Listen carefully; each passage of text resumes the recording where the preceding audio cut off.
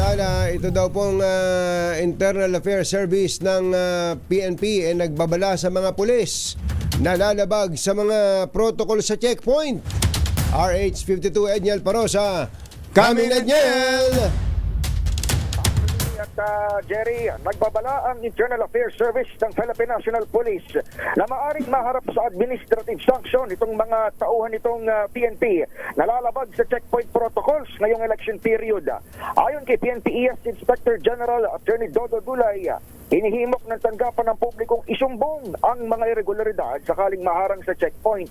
Nauna na kasing sinabi ng liderato ng pulisya na pwedeng videohan ng mga motorista itong mga tauhan ng PNP na tataw sa Comelec checkpoint. Nakaraniwan din namang may body camera o recording device nilang sarili.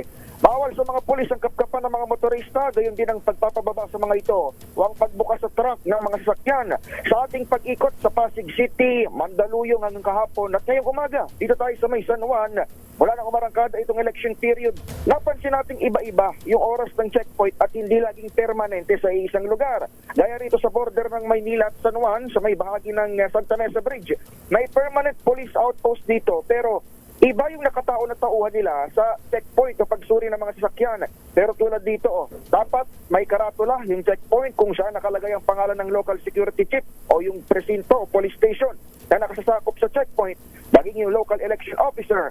Bagay na nasusunod naman dito sa nasilip nating lokasyon, border ng San Juan at lungsod ng Maynila. Ito si Edniel Parosa, nag-uulat para sa DZRH.